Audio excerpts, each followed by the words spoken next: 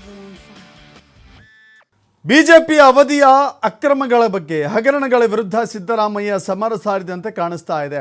ದ್ವೇಷದ ರಾಜಕೀಯ ನಾವು ಮಾಡ್ತಾ ಇಲ್ಲ ಅಂತ ಹೇಳಿ ಬಿಜೆಪಿಗೆ ಕೌಂಟರ್ ಕೊಟ್ಟಿದ್ದಾರೆ. ಬಿಜೆಪಿ ಅವಧಿಯಲ್ಲಿ ನಡೆದಿರಬಹುದಾದಂಥ ಅಕ್ರಮಗಳನ್ನು ಎಲ್ಲವನ್ನೂ ಕೂಡ ತನಿಖೆಗೆ ತೆಗೆದುಕೊಳ್ಳುತ್ತೇವೆ ಎನ್ನುವ ಮಾತುಗಳನ್ನು ಸ್ಪಷ್ಟವಾಗಿ ಹೇಳಿದ್ದಾರೆ ಮುಖ್ಯಮಂತ್ರಿ. ನನ್ನ ಮೇಲೆ ಬಿಜೆಪಿಯವರು ಮಾಡಿದ್ದು ಯಾವ ರಾಜಕೀಯ? ನಾನು ದ್ವೇಷದ ರಾಜಕೀಯ ಮಾಡಿಲ್ಲ, ಬಟ್ ಬಿಜೆಪಿಯವರು ಏನು ಮಾಡಿದ್ರು? ಹಿಂದೆ CM ಆದಾಗಲೂ ಕೂಡ ದ್ವೇಷದ ರಾಜಕೀಯ ನಾನು ಮಾಡಿಲ್ಲ, ಈಗಲೂ ಕೂಡ ನಾನು ದ್ವೇಷದ ರಾಜಕಾರಣ ಮಾಡೋದಿಲ್ಲ. ಆದರೆ ಹಿಂದಿನ ಅಕ್ರಮಗಳ ಬಗ್ಗೆ ಕ್ರಮ ಆಗಬೇಕಲ್ವಾ?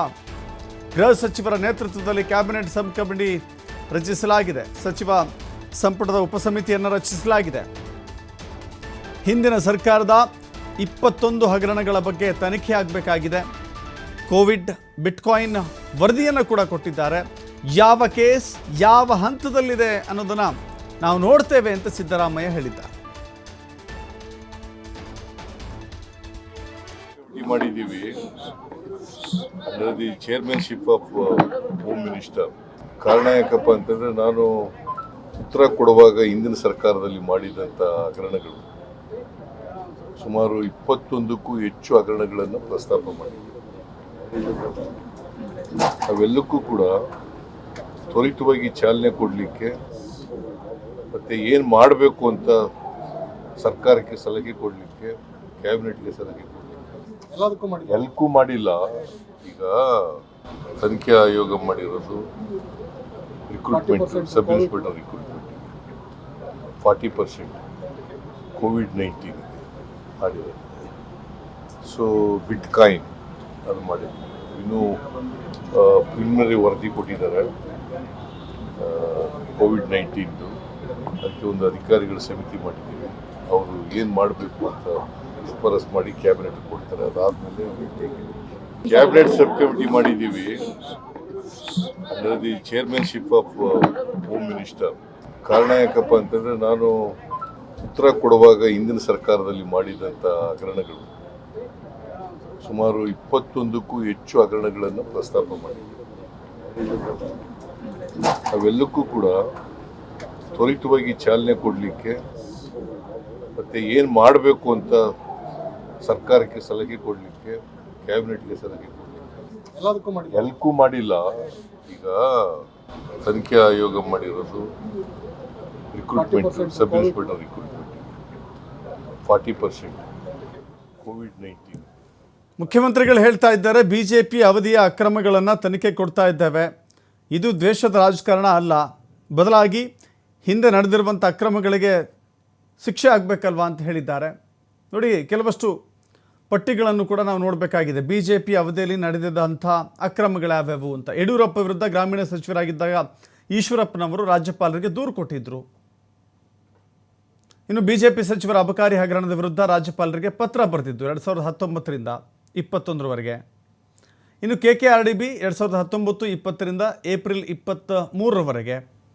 ಕಂದಾಯ ಇಲಾಖೆಯ ಹಗರಣ 19-20 ಏಪ್ರಿಲ್ 2023ರವರೆಗೆ. ಸೊ ಹೀಗೆ ಹಗರಣಗಳ ಪಟ್ಟಿಯನ್ನು ನಾವು ನೋಡ್ತಾ ಇದ್ದೇವೆ. ಕೃಷಿ ಇಲಾಖೆ 2021ರಿಂದ 23. ಅಂಗನವಾಡಿಗಳಿಂದ ಗರ್ಭಿಣಿಯರಿಗೆ ವಿತರಿಸುವಂಥ ಆಹಾರ ಪದಾರ್ಥಗಳಲ್ಲಿ ಹಗರಣ. KIDB 2008 ಮತ್ತು 23. ಗುರು ರಾಘವೇಂದ್ರ ಕೋಆಪರೇಟಿವ್ ಸೊಸೈಟಿಯ ಬೃಹತ್ ಹಗರಣ ಬೆಂಗಳೂರಿಂದಿದು ಭಾಳ ಸದ್ದು ಮಾಡಿದಂಥ ಹಗರಣ ಇದು.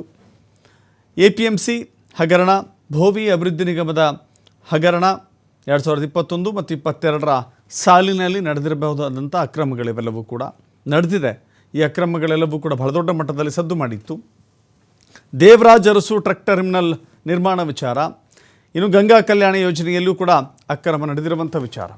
ಈ ಎಲ್ಲ ಬಗ್ಗೆ ತನಿಖೆ ಆಗಬೇಕು, ತಪ್ಪಿತಸ್ಥರಿಗೆ ಶಿಕ್ಷೆ ಆಗಬೇಕು ಅಂತ ಹೇಳಿ ಮುಖ್ಯಮಂತ್ರಿಗಳು ಹೇಳಿಕೆ ಕೊಟ್ಟಿದ್ದಾರೆ. ಬಿಜೆಪಿಯ ಅವಧಿಯಲ್ಲಿ ನಡೆದಿರುವಂಥ ಈ ಹಗರಣಗಳಿದ್ದಾವಲ್ಲ, ಒಂದೊಂದೇ ತೆಗೆದುಕೊಂಡು ಹೋಗಲಾಗ್ತಾ ಇದೆ. ಯಾಕಂತ ಹೇಳಿದ್ರೆ, ಇಂದಿನ ಅವಧಿಯಲ್ಲಿ ನಡೆದಿರುವಂಥ ಅಕ್ರಮಗಳನ್ನು ಈ ಬಾರಿ ಅತ್ಯಂತ ಸೀರಿಯಸ್ ಆಗಿ ತೆಗೆದುಕೊಳ್ಳಲಾಗಿದೆ. ಬಹಳ ಸದ್ದು ಮಾಡಿದ್ದು ಅಂತ ಹೇಳಿದರೆ, PSI ನೇಮಕಾತಿ ಹಗರಣ ಬಹಳ ದೊಡ್ಡ ಮಟ್ಟಕ್ಕೆ ಸದ್ದು ಮಾಡಿತ್ತು. PSI ಅಕ್ರಮ ನೇಮಕಾತಿ ಆದ ನಂತರದಲ್ಲಿ ಬಹಳ ಮುಖ್ಯಮಂತ್ರಿಗಳ ಕಡೆಗೇನೆ ಆಗಿನ ಮುಖ್ಯಮಂತ್ರಿ ಆಗಿದ್ದಂಥ ಬಸವರಾಜ ಬೊಮ್ಮಾಯಿ ಅವರ ಕಡೆಗೆ ನೇರವಾಗಿ ಬೆಟ್ಟು ಮಾಡುವಂಥ ಪ್ರಕರಣ ಅಂದರೆ ಅದು ಬಿಟ್ಕಾಯಿನ್ ಪ್ರಕರಣ. ಸಾವಿರಾರು ಕೋಟಿಯ ಹಗರಣದಲ್ಲಿ ಬಿಟ್ಕಾಯಿನ್ ಪ್ರಕರಣ ಇದೆ. ಸೊ ಬಿಟ್ಕಾಯಿನ್ ಪ್ರಕರಣದ ಸಂಬಂಧಪಟ್ಟಂತೆ ಈಗಾಗಲೇ ಪೊಲೀಸರು ತನಿಖೆಯನ್ನು ಮಾಡಿದ್ದಾರೆ, ವರದಿಯನ್ನು ಒಪ್ಪಿಸಿದ್ದಾರೆ. ಬಿಟ್ಕಾಯಿನ್ನಲ್ಲಿ ಯಾರು ಭಾಗವಹಿಸಿದ್ದಾರೆ, ಶ್ರೀಕಿ ಎಂಬಾತನನ್ನು ಅರೆಸ್ಟ್ ಮಾಡಲಾಗಿದೆ, ವಿಚಾರಣೆ ಮಾಡಲಾಗಿದೆ, ಆತನನ್ನು ಬಿಡುಗಡೆ ಮಾಡಲಾಗಿದೆ. ಯಾವಾಗ ಬಿಟ್ಕಾಯಿನ್ ಹೆಸರು ಮುನ್ನೆಲೆಗೆ ಬರುತ್ತೋ ಶ್ರೀಕಿ ಅಲಿಯಾಸ್ ಶ್ರೀಕಾಂತ್ ಎಂಬಾತನನ್ನು, ಶ್ರೀಕೃಷ್ಣ ಅಲಿಯಾಸ್ ಶ್ರೀಕಿ ಎಂಬಾತನನ್ನು ಅರೆಸ್ಟ್ ಮಾಡಲಾಗುತ್ತೆ, ಆತನನ್ನು ವಿಚಾರಣೆಗೊಳಪಡಿಸಲಾಗುತ್ತೆ ಮತ್ತು ಬಿಡಲಾಗುತ್ತೆ. ಆದರೆ ಇಲ್ಲಿಯವರೆಗೂ ಕೂಡ ಆ ಪ್ರಕರಣ ತಾರ್ಕಿಕ ಹಂತಕ್ಕೆ ಬಂದಿಲ್ಲ. ಸೊ ಹೀಗಾಗಿ ಆ ವಿಷಯವೆಲ್ಲವನ್ನೂ ಕೂಡ ಓರೆಗೆ ಹಚ್ಚಿ ತನಿಖೆ ಮಾಡಿಸಬೇಕು ಅಂತ ಹೇಳಿ ಈ ಸರ್ಕಾರ ಮುಂದಾಗ್ತಾ ಇದೆ.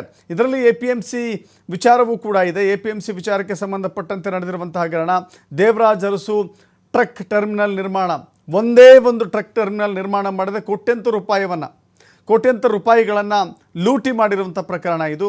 ಆ ಪ್ರಕರಣವನ್ನು ಕೂಡ ಇದೀಗ ತನಿಖೆಗೆ ಒಳಪಡಿಸಲಾಗ್ತಾ ಇದೆ.